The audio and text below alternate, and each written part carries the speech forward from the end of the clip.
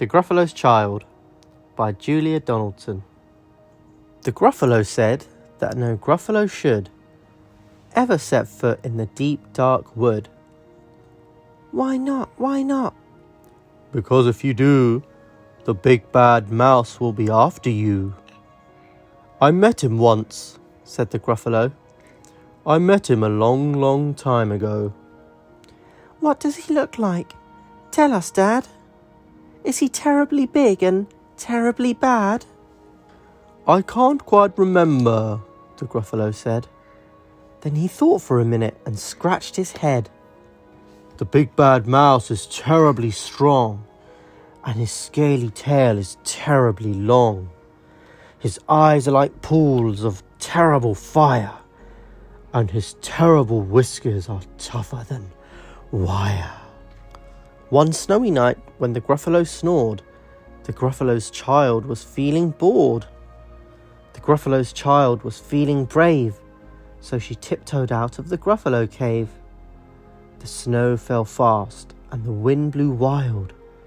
Into the wood went the Gruffalo's child. Aha, oh-ho, a trail in the snow. Whose is this trail, and where does it go? A tail poked out of a log pile house. Could this be the tail of the big bad mouse? Out slid the creature. His eyes were small, and he didn't have whiskers, no, none at all. You're not the mouse. Not I, said the snake. He's down by the lake, eating Gruffalo cake. The snow fell fast, and the wind blew wild. I'm not scared, said the Gruffalo's child. Aha, aho! Marks in the snow. Whose are these claw marks? Where do they go? Two eyes gleamed out of a treetop house. Could this be the eyes of the big bad mouse? Down flew the creature. His tail was short, and he didn't have whiskers of any sort. You're not the mouse. Doo-hoo, not I. But he's somewhere nearby, eating Gruffalo pie. The snow fell fast, and the wind blew wild. I'm not scared, said the Gruffalo's child. Aha, aho, a track in the snow.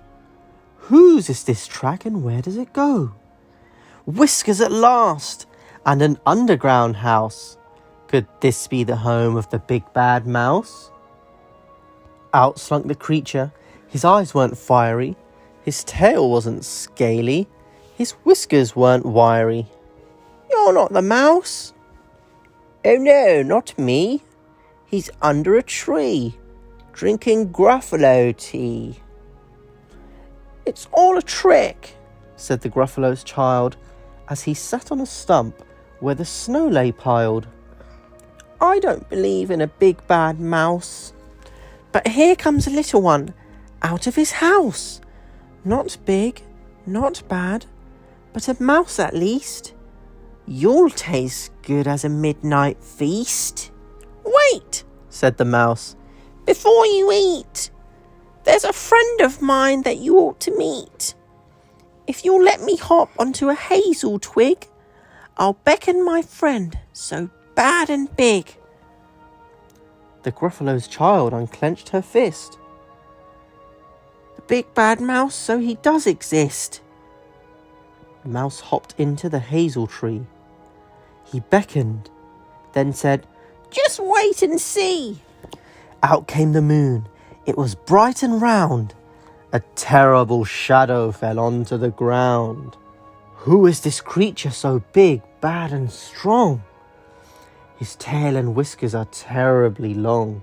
His ears are enormous, and over his shoulder he carries a nut as big as a boulder.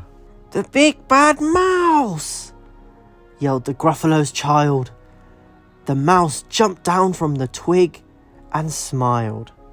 Aha, aho, prints in the snow. Whose are these footprints, and where do they go? The footprints led to the Gruffalo cave, where the Gruffalo's child was a bit less brave. The Gruffalo's child was a bit less bored, and the Gruffalo snored and snored and snored.